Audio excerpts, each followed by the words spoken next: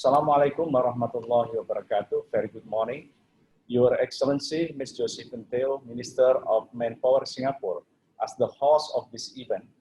Your Excellency, Mr. M. Sarafan, Ministry of Human Resources Malaysia, as the Chair of Asian Labor Minister Meeting, and distinguished participants, ladies and gentlemen.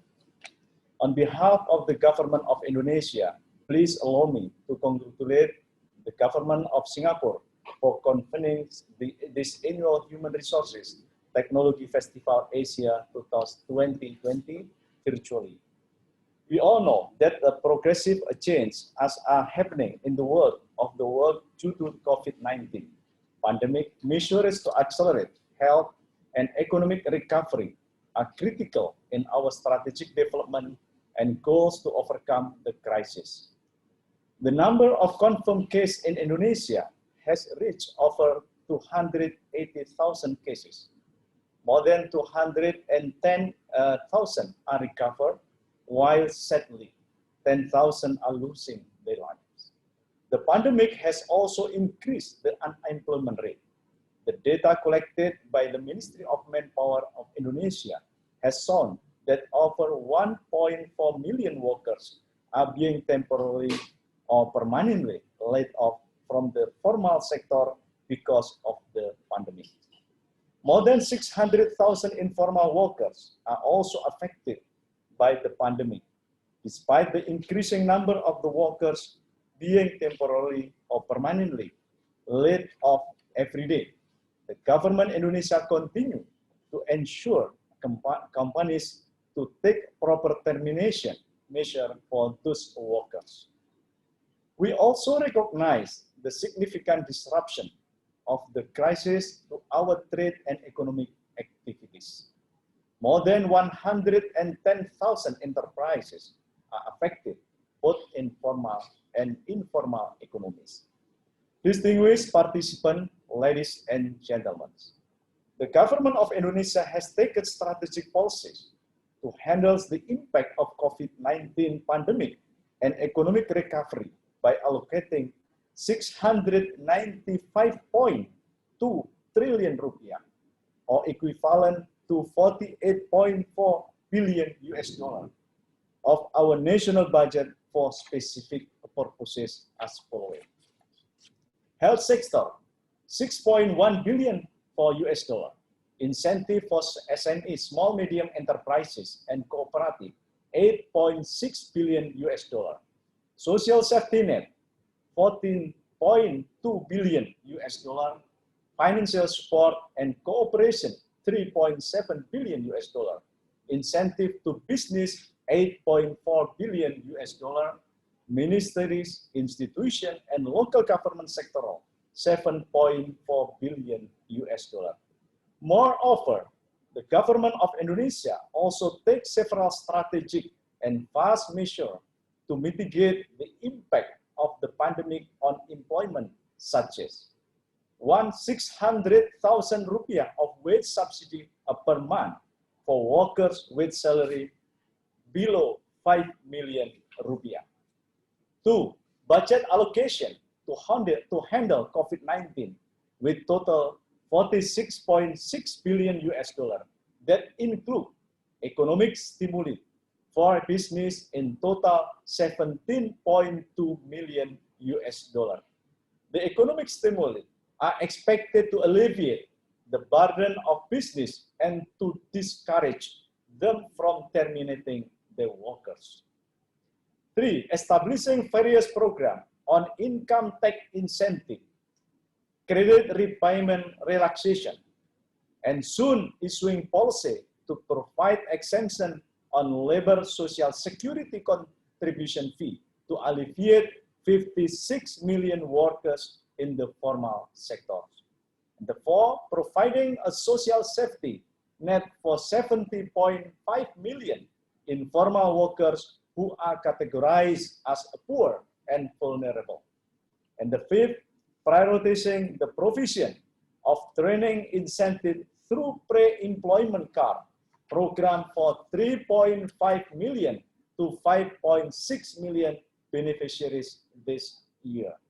And the 6th, designing program to expand employment opportunities and to absorb manpower such as cash forward, or Indonesian term we call it as padat karya, labor-intensive program, applied technology, self-employed workers, and entrepreneurship. And the 7, protecting Indonesian migrant workers, including those who have returned to Indonesia and those who remain abroad. And the 8, providing guideline for business and workers on labor protection and occupational safety and health, OSH. Labor protection and business sustainability. Labor protection in the case of worker-related illness due to COVID-19. Workers contracting COVID-19 pandemic must be covered by occupational accident, or in Indonesia, jaminan kecelakaan kerja, and drafting a business sustainability plan in the face of COVID-19. And the 9, establishing occupational safety and health, or SH, command post to provide information services on preventing and handling COVID-19 in the workplace to protect workers, laborers, and business sustainability. And the 10, intensifying a social dialogue. Indonesia will begin the chairmanship of the Asian Labor Ministries and will host the 26th Asian Labor Ministers meeting with theme on promoting Asian workers for competitiveness, resilience, and agility in the future work. Indonesia hopes that together with Asian member states, our region will be able to develop Asian human resources into skilled and professional workers who can adapt to the challenge of the future work. Distinguished participants, ladies and gentlemen, based on the World Economic Forum report, WEF report, Global Competitiveness Index of countries, especially Asian, has shown a large gap. Countries' competitiveness need to be supported by workforce that is productive, skillful, and adaptive to technology revolution. This talent adaptability needs to be supported with competencies and professionalism. To address those conditions, ASEAN must take strategic measures to improve the workforce capacity based on competency and professionalism, and to encourage our efforts to accelerate the implementation of mutual recognition of skills. The workforce ability to be resilient, adaptive, and self-improvement from crisis situation is needed. Workforce resilience needs to be supported by government innovation in responsive policy and program, as well as the support on innovation of the business sector to ensure decent work and social cohesion. Workers also need to be prepared in embracing the transition and dynamic challenges of the work of work. The agile workforce will be able to quickly adapt to the technology revolution and its disruption on the future of work. Government should support with strategic policies to strengthen manpower development in facing industrial revolution 4.0, and also to establish a dynamic labor market information system.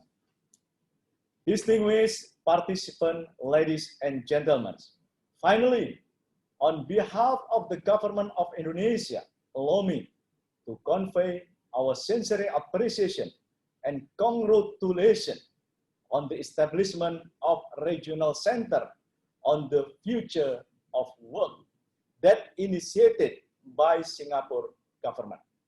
Hopefully, the center can accelerate our regional effort to bring its values into all aspects of labor and employment.